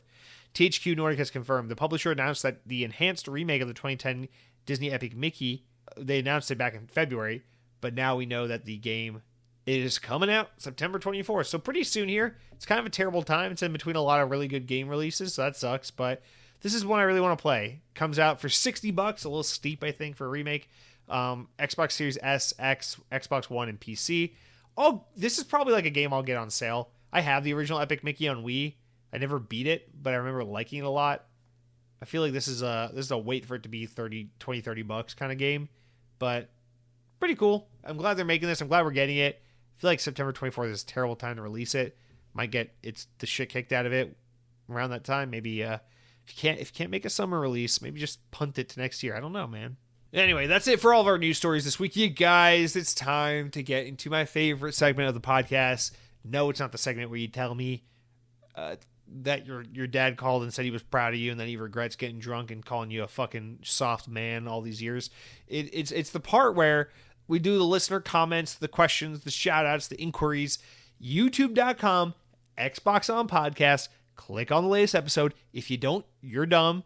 If you do, you're still dumb. And then subscribe on podcast services. Leave a 5-star review. If you don't, you're dumb. If you do, you're definitely dumb because you shouldn't be listening to this podcast. It's waste your fucking time. But thank you if you did anyway. 5-star reviews only. If you have anything negative to say, keep it to yourself. I don't need to hear it. Okay? If I wanted to feel let down by the world around me, I'd just remember I'd remember that my hair is thinning and I have a day job that has nothing to do with making making small radios, which is what I always thought I would do with my life. I don't make small radios, therefore I'm a loser. First comment of the week. We got 8 entries here. First comment of the week. Shaman Will YouTube says, true, I play on Steam Deck. Don't understand the context. Thank you for writing in. Shaman Will, have a great week and have a Slim Jim. Next up, Corny Puddle writes in and says, I have honestly not touched my Xbox in almost a month.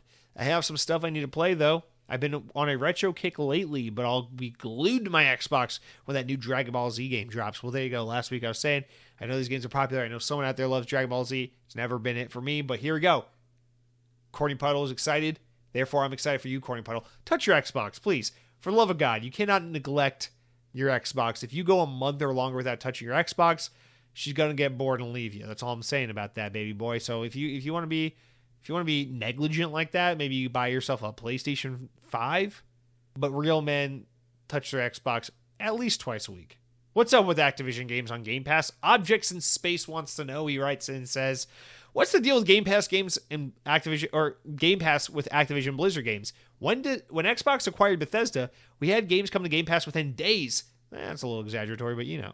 Diablo 4 went on Game Pass within a few months, but Call of Duty is nowhere to be seen, and the deal went through about 8 months ago. I understand it might take some time, but as far as I've seen, we haven't gotten any news or updates. I was pretty disappointed when it wasn't brought up at a showcase. Do you think it's possible that they don't want to detract anyone from Black Ops 6 going into Game Pass on day one?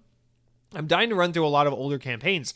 I've been holding out since it was rumored that Xbox was trying to acquire Activision a few years ago. Also, have you seen The Precinct? Comes out soon and looks sick. Whenever someone says sick and you use like 4 eyes, whenever someone says sick, I just picture like the fucking shaka, you know, like the pinky and the thumb out and like you twist your hand left and right. Bruh. I have not seen The Precinct. I know nothing about this game.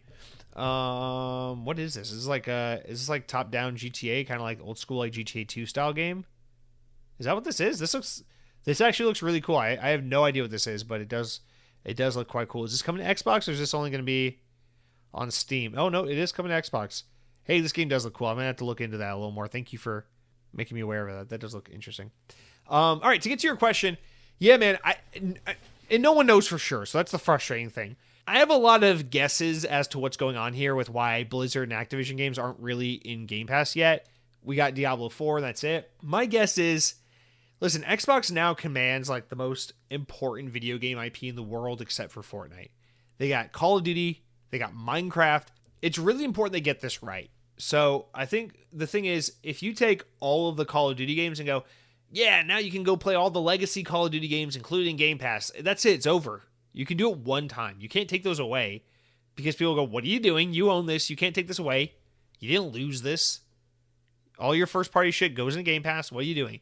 So the second they put it in, it's done. And so I think they have, alongside this internal battle from upper management and the Xbox team about how to handle Game Pass and Activision and all these things, I think there's a lot of debate as to what they need to do with this legacy content, all these old Call of Duty games, because the thing about old Call of Duty games is, unlike most other video games, old Call of Duty games still sell. People still buy, I'm not saying millions of people are buying Black Ops 2 every month. That's not true. But a sizable percentage of people still buy Black Ops 2 and Modern Warfare 2 and World at War and Modern Warfare 3 and Advanced Warfare and all these games every month. And that's why when you go on the Xbox store, these games still cost $30, $40, $50. That's, because people are still buying them at these price points. That's why these games still have active communities online, is because people still play this shit. So it's a little bit, I think Xbox is trying to be careful about how they do this. They're trying to figure out the most strategic way to squeeze the most juice they can out of this lemon. Or maybe lemon's not the best thing to call it because that insinuates it's bad. How to extract the most water out of this coconut, right? Because once you do it, it's done. And so I think Diablo 4 was the way of saying like, hey, here's a peace offering. We know you guys are clamoring to get some of this shit in Game Pass. Here's a game that is relatively new that we feel relatively confident isn't going to fuck us over or bite us in the ass if we put on Game Pass and go, shit, we should have done this first. So here's Diablo 4.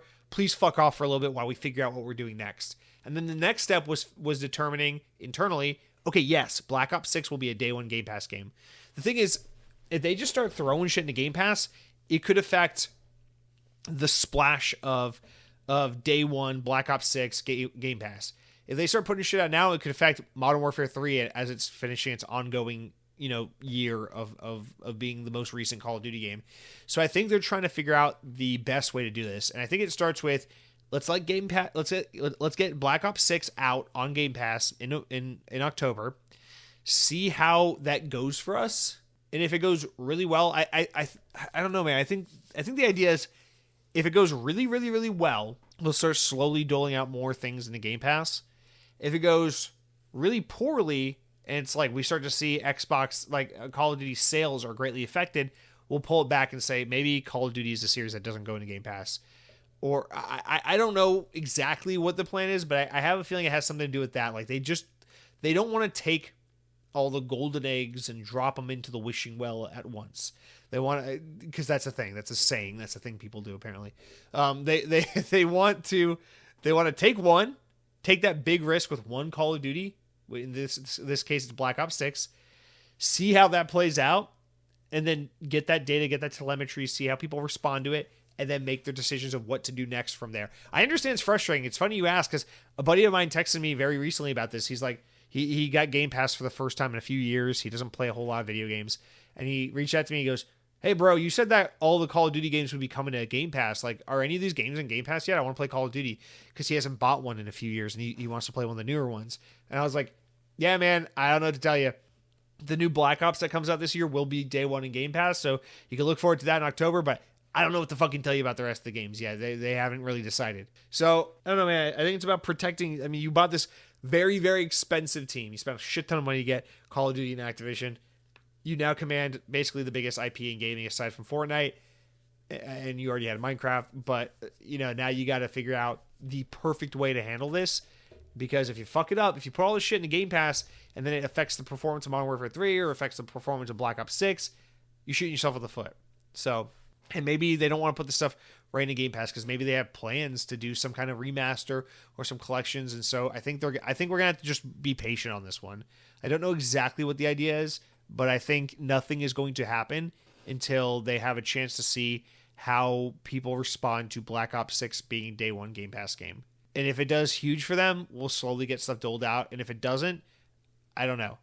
Because they obviously want to use Call of Duty to get millions and millions and millions and millions of new Game Pass subscribers.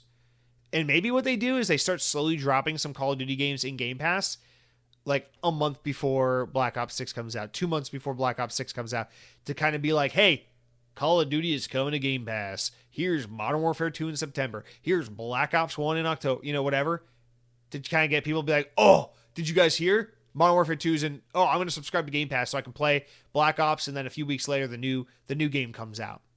Or maybe they have like some kind of marketing ramp up. Maybe it's like this year to celebrate Black Ops 6, they release like Black Ops 1 in August on Game Pass, and then Black Ops 2 comes out in September, and then in October, Black Ops 6 comes out, and it's day one Game Pass, And then next year they make like Modern Warfare 69, and so like in August they'll be like, we're putting Modern Warfare 2 in Game Pass. So they want to hold their cards close to their chest, see how things go, and they're working on a strategy. Obviously, they're working on it. I wish they could do like the Bethesda way and just be like, hey, here's all your shit. But last time they bought a big studio like Bethesda, and they put all that shit in Game Pass didn't grow the way they thought it would. It grew, but not the way they thought it would. So why would they repeat the exact same tact with Activision Blizzard, a publisher way bigger with way more popular IP, when that didn't really move the needle for them all that much? So I think they're just trying to figure out the most optimal way to extract the maximum amount of subscribers out of this whole we have Call of Duty thing. So that's really what you're waiting on. Could these games be put in Game Pass relatively quickly? Hell yeah. But they're just trying to figure out how to make this work in their favor, because Game Pass is not where they want it to be at this point in its life. And now they command an IP that could really help get them somewhere. And so they're going to do everything they can to do it right. Thank you for writing in, sir. Have a great week. Next up, let's take a little detour for a second. Mr. Count Skyler writes in. This is why I waste your time talking about my diet, because inevitably it connects with someone, it resonates with someone, and then we have a positive discussion about something maybe you don't want to talk about, maybe you don't want to hear, but something needs to be said, because we all got to look after ourselves. Count Skyler says, about 6 months ago, I went to the doctor and ran into the whole elevated blood pressure, high cholesterol, bad triglycerides numbers. And we had the horrifying talk about mortality rates over the next 10 to 20 years. So I've been struggling along, trying to make all the recommended lifestyle changes and hating every minute of it. I just had my follow-up on Monday, and all the numbers were way down and back into the normal ranges. With the good news, I immediately went out and bought a box of donuts and a cheese pizza to celebrate. Now I'm trying to get back into my good routine, but it's feeling especially difficult. Anyways, appreciate you sharing. It's easy to think everyone is out there just gobbling down whatever, never-ending Taco Bell, and doesn't have to deal with any of this, but it's definitely killing us all. With that said, I'll probably get some Taco Bell for lunch, but I'll pass on the steak quesadilla today. Yeah, Count Skylar, thank you for writing in, because I think this is exactly the mentality. It's like, listen, man, you're a grown adult. Take responsibility for your life. Do what you gotta do. Say no to the things you want to eat for a couple weeks. Suck it up. Eat healthy. Get your numbers in line. Exercise. Be a good boy. And then once you're back into the healthy range, you're back where you need to be, then it's about balancing. It's not you can go back to your old habits all the time. It's not you got to be the healthy nut freak 7 days a week. It's like now you get to balance life out. Do you need to disproportionately be the healthy guy? Sure. But can you have fun? Can you eat a donut? Can you eat a cheese pizza every once in a blue moon? Can you enjoy good things? Yeah. The problem is, we live in a world where our whole lives are dictated by marketing and advertisement and influencing. So it's challenging when in your mind, you're like, I know what I need to do is eat fucking wheat thins this morning, and I need to have brown rice and chicken breasts, and I need to make sure I get a lot of leafy greens and eat a lot of fruits and things like that, and I need to get at least 10,000 steps in today or go do some physical activity.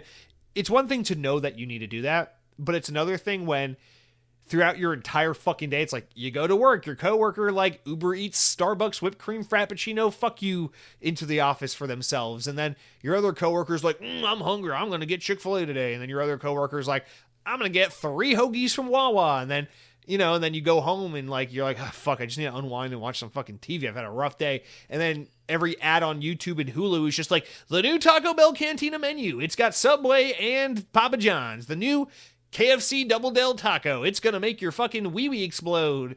And you're just like, like fuck, because like you wake up, you start your day, you're ready to be a good boy. You're ready to do the things you got to do.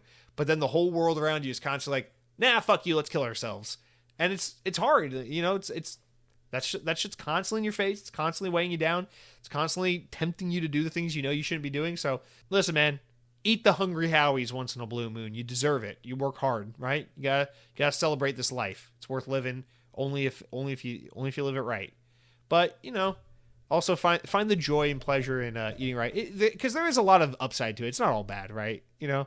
Like I find a lot of joy in like there's a really satisfying feeling when you go to the grocery store to check out and you're putting all your groceries out of the cart onto the conveyor belt and you're like, I'm not ashamed of what I'm buying right now. Like you're looking at like the person checking out in front of you. You're looking at the person checking out behind you. It's like sticky buns, Doritos, 36 pack of Coca-Cola, regular sugar. And then like you look in your cart and you're like fucking blueberries and spinach and whole wheat bread. And you're like, fuck yeah. You feel good about yourself. Like, put the almond milk up there. I don't give a shit. Eggs, whatever. Let's do this shit. And you feel good about yourself because you're doing the right thing.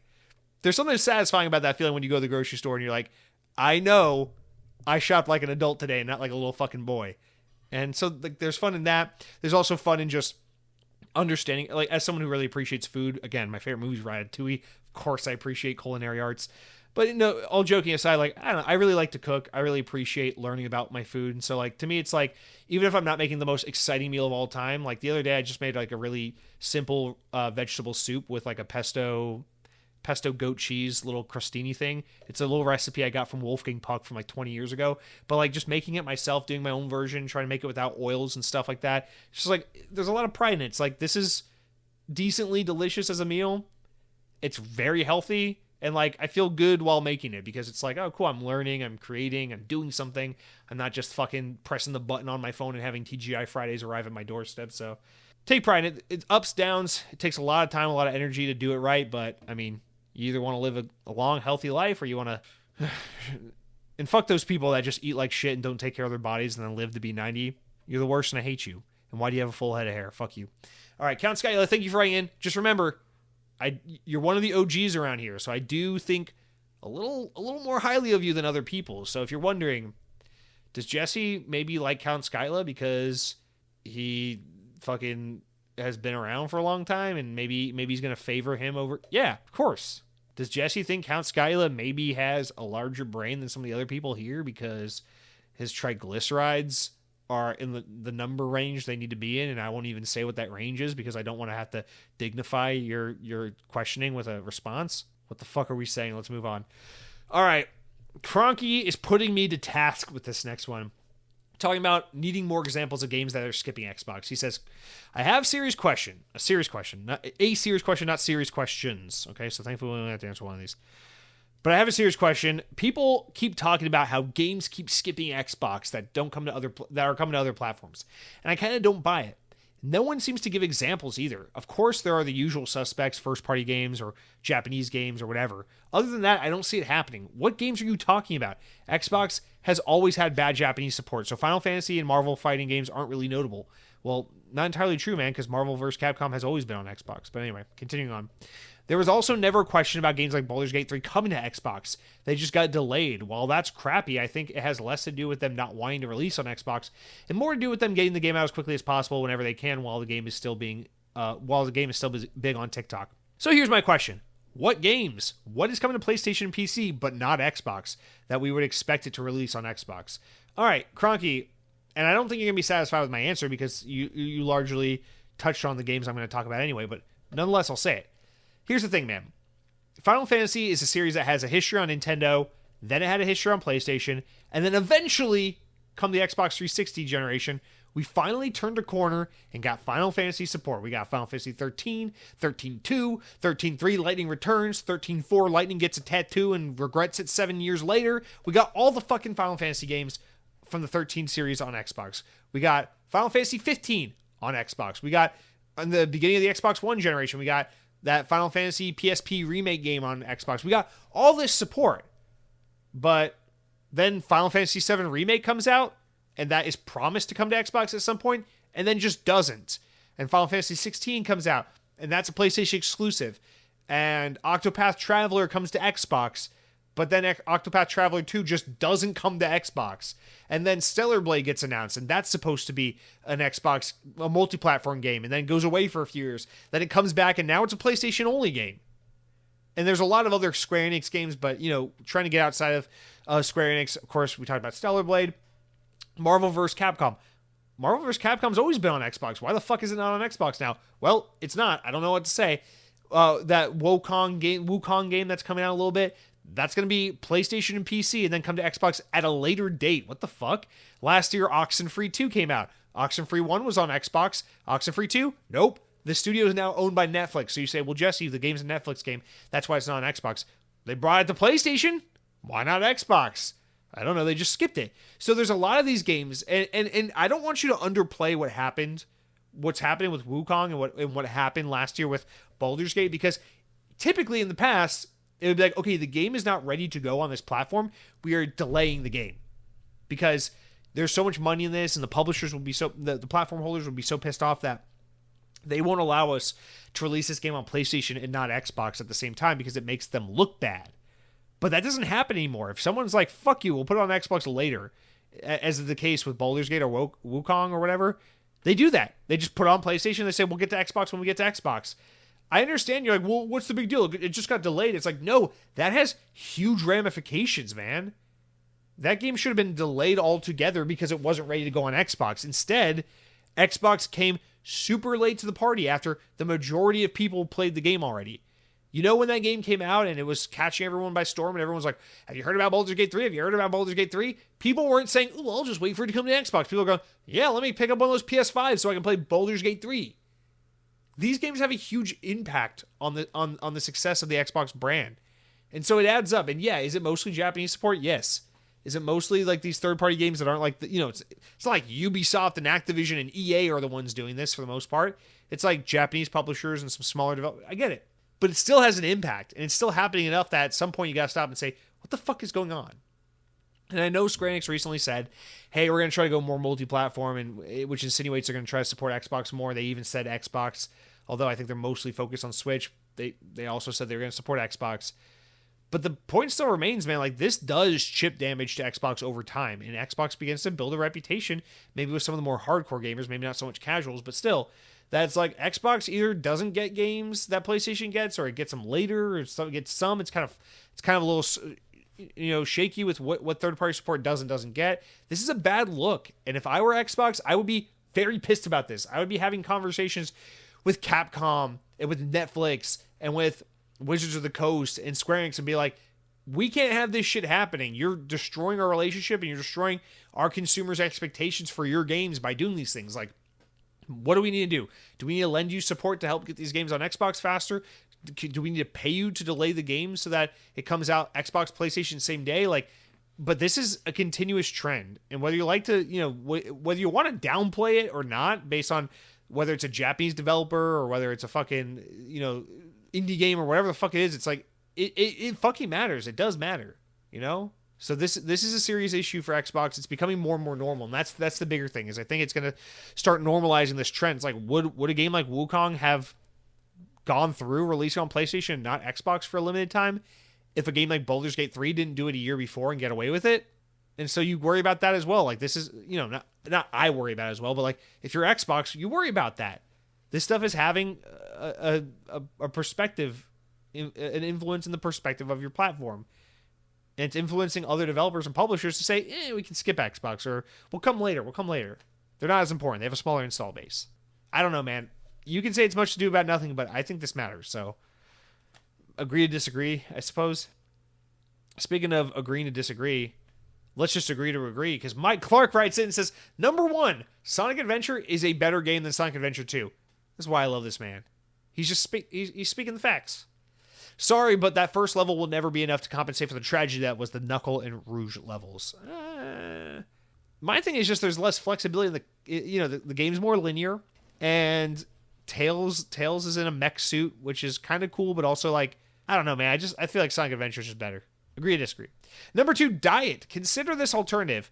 Consume beef, butter, bacon, eggs, and a small amount of vegetables for 90 days. Do not count your calories. Eat until you're comfortably full. Your fat will reduce and your body will begin to heal. Permit yourself 1 cheat meal per week, excluding cake or pizza. Drink water, black coffee, engage in weightlifting, and avoid starving yourself. Stay under 100 or lower carbs a day, and you will lose weight and feel better. As a guy who lost 90 pounds in a year and kicked type 2 diabetes and high blood pressure, I eat steak at least 3 times a week. I'll be honest, Mike Clark, that sounds like a great diet. I can't afford that diet. Beef, bacon, eggs, you're naming all the most expensive grocery items there are in the store, man. You gotta see me when first of all, I'm almost exclusively an Aldi shopper. I'm trying to save a dollar, man.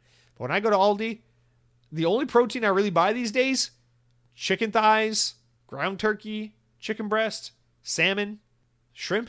Like that's it, really. I stay away from pork and beef as much as I can. And to be honest, all due respect, I don't think I'm a bacon guy. I'll eat bacon if put in front of me, but I won't go out of I certainly won't go and buy bacon. I don't think it's that good. I'm sorry, Mike Clark. No, I mean, this diet sounds enticing, but I don't know. I guess like my thing is, it's like I tried. This was more for curiosity and less for health purposes. It was actually on a dare, but a long time ago I tried keto for a little while just to see. That fucking sucked. I've tried some other diets. The thing is, like, I'm pretty straightforward when it comes to dieting. It's like, let's take some blood work. Let's look at what's not good with my health, and let me attack it directly. It's like, you tell me my LDL cholesterol is a little high. All right, I'm going to just cut out dairy for a while. I'm going to try not to cook with oils. Butter is out of my diet for a while. When it comes to meat, I'm just going to eat lean meat. So I'm just going to eat like fucking chicken and turkey, and that's it. It's just like, I'm going to focus on veggies and fruits for a while and, get a lot of fiber, avoid saturated fats, avoid oils and butters and dairy. And I'm just going to like focus on directly the thing. It's like, for my body, my LDL is high, focusing on fat content in my diet, So it's like if I want to lose weight, I'm like, I'm 20 pounds heavier than I want to be. I'm just going to go calories in, calories out. If I end the day eating less calories than I'm taking, eating fewer calories than I'm burning, then I'll lose weight. It's just that simple. So I like to simplify things. I feel like there's a lot of like magic behind diets. I'm not trying to say that you're trying to introduce some like frou-frou diet or anything like that. I appreciate your writing, and I'm sure this is a great thing that works for some other people, but I get really nervous about these kinds of diets because I'm like, okay, even if I lose a ton of weight and gain great health doing this, it's like too much red meat. I know cancer's going to get us all anyway, but I'm trying not to get I don't know. I can't eat that's not even like a weight thing or anything. Like I always just try to really minimize red meat in my diet because I just fucking know red meat's going to kill us all, man. But I don't know. You're probably right. I'm sure this works. I don't mean to criticize your diet. Honestly, whatever, find what works for you and go do that. But this one has me. This one's just a little intimidating to me because it's like, oh, you can eat all these things that are so delicious and fun to eat, but at the same time, it's like now I'm beholden to eating this stuff all the time, and it's like I just kind of want to be able to eat whatever I want to eat so long as I do it within reasonable bounds, reduce the fat intake, watch the portions, count the calories, that kind of thing. But it's like I can still, like tonight I had soup and bread tonight. It's like it was good. It's fine. I just didn't put any butter or oil on the bread. Cooked with half and half instead of whole milk or heavy cream or whatever. These kinds of things. Just whatever. But man, well, it's her week to cook this week, so she's going like that. But when I cook, I'm a little more hardcore. I'm like, fucking, here's chicken breast and spinach and cauliflower. Kill yourself. That's basically. I'm a little more hardcore when I cook. Anyway, what are we even talking about? This is not a video game. Mike Clark, I just want to let you know, I think you're sexy. Oh, you continue on. Point 3. Now we're back to video games. You see, point 3. In response to last week, for better or for worse, Game Pass is indeed Xbox's golden ticket to the future. And they're not too shy about flaunting it alongside their Play Anywhere mantra. But here's the pickle. When the gaming buffet lacks certain dishes, diners get antsy. Xbox wants to be the go-to spot for gaming's creme de la creme. Yet, the no-show of some games is like a chef forgetting the salt. It just leaves a bland taste. Sure, Xbox is whipping up some exclusive delicacies that'll make taste buds dance, but skipping the third-party gaming banquet offered by PS5 and PC, that's like missing the main course. Xbox, it's time you don the apron and conjure up some culinary magic to fill in the gap. Really well put, man. I actually really like the way you put that. Holy crap, though. But did you see that leaked Jet Set Radio images? Sega really cranking up the nostalgia machine. I'm totally fine here. Jesse, another stellar performance. Wishing you a week as fabulous as your show. Go easy on the carbs. Can't wait for next week's episode. Okay. I should clarify, I'm not eating bread every day. I just had bread with my soup today. Anyway, thank you for writing in. What are we talking about? Yeah, I mean, I think this is exactly Game Pass's problem. It's like you go to a buffet and it's like, oh, they got mac and cheese, they got bread rolls, they got fucking mashed potatoes, they got gravy. Or it's like you go to a Chinese buffet, right? And you're like, oh man, they got fried rice, they got noodles, they got sushi, they got all this shit. But it's like, but I'm here for some fucking orange chicken. I want to see some salt and pepper steak. I want to see some beef and broccoli. I want to see like the proteins. I want to see like the big stuff. But you're just not seeing any of that. You got the fucking seafood medley. You got the fried rice. You got the egg rolls. But where's the meat? I totally agree. It's like with the indie support and the third party support, Game Pass is usually in a great place. But you need those AAA first party heavy hitters, because otherwise you're just eating a dinner of fucking spinach and mashed potatoes without any steak, and no one wants that. Come on, don't be a bitch. No one wants that. Mike Clark, thank you for writing in. I really like the way you put that. First, congrats to you on your diet. Congrats to you on kicking type 2 diabetes. It's fucking awesome. Congrats to you on getting that blood pressure in check. And let's continue to all take care of ourselves. Before we wrap it up, though, we do have 2 last comments from 2 of my sweetest little boys. Sometimes they're a little quiet, but when they speak up, we hear beautiful voices. We hear music, medleys. Mr. Mag writes in and says, on the topic about Xbox games making the top 28 list on PlayStation, it shows that Phil Spencer, what he said before was right. How it doesn't matter that Xbox has great games, they're not going to be able to outdo Sony in sales. I'll be interested to see how much the needle moves with all the Xbox Game Showcase games coming out. Same. That is my biggest curiosity at this point. It's not even how Xbox games are performing on PlayStation, because I know the answer to that's going to be great. It is how does Game Pass and Xbox console sales change when you get Black Ops 6, Indiana Jones, Avowed, boom, boom, boom, a heavy hitter after heavy hitter. How does that kind of cadence affect Game Pass subscriptions and sales of consoles? So I'm right there with you, man. I think because if this can't do it, literally nothing can. And I'm with you. So I understand their borderline third-party approach at this point, because what do you fucking do? When nothing works, what do you do? Final comment final comment of the week comes from none other than the sexy-ass motherfucker Headhunting Halo, who says, watching some good reviews on the Taco Bell Food Cheez-It edition is supposedly very dry crunch wrap, and the tostada is just salty, lol. Wife and kids are going to go to a family reunion this weekend. All weekend happy gaming to me. I was so happy when she told me that it was a family blood reunion, so I'm happy. Playing still wakes the deep, and I'm kind of liking it. Happy gaming, everyone. Well, I'm glad you're liking the game. Bro, I love this so much. First of all, shout out to you. That's so funny that your wife's like, hey, we got a family reunion this weekend. I just picture you sitting on the couch like, oh, fuck. I mean, yeah, honey, I'll be there. Can't wait. And she's like, well, actually, it's a blood family reunion only. So it's just like me and my siblings and my parents and my dog and all that shit. And you're just like, like, the kids are coming. You stay home, you stupid bitch. And Headhunting Halo is like, he's already tuned out his wife. He's scrolling on the fucking Uber Eats app. He's got TGI Fridays, chili, Applebee's. He's got it all in his fucking shopping cart. He's checking out. He's getting those vampire tacos from what's that place called? The Yard House. They got Yard House where you're from. You know what that is? It's a restaurant. Fuck it. Who cares? You got it in your cart. You're ready to go, man. I'm excited for you, bro. I hope you have a great weekend. Hope you get some good gaming in, some yummy food. And, yeah, man, that sounds like a good time. I haven't tried that Cheez-It thing going on at Taco Bell. I kind of refuse. I'm speaking with my wallet on that. There's something that rubs me the wrong way of being like, hey, we took this childhood like school snack and shoved it in Taco Bell. Please buy. I don't like that. There's something cheap. There's something like really cheap about that. I'm like, don't give me fucking goldfish in my Taco Bell. That's like, I don't know. That kind of rubs me the wrong way. I don't like that. So I'm gonna protested by not buying it. I hear it's not very good anyway, so you're not the first person to tell me that. So Headhunting Halo, I hope you have a great week. To all of you who wrote in, to all of you listening, thank you all so much. Thank you for writing in. Thank you for supporting the show. Thank you for listening. And I hope you have wonderful weeks. Take care of yourselves. Do a little exercise. Eat some spinach. Spinach is so damn good, especially when you really know what you're doing with it. Spinach is some good shit. So eat some green leafy stuff other than marijuana.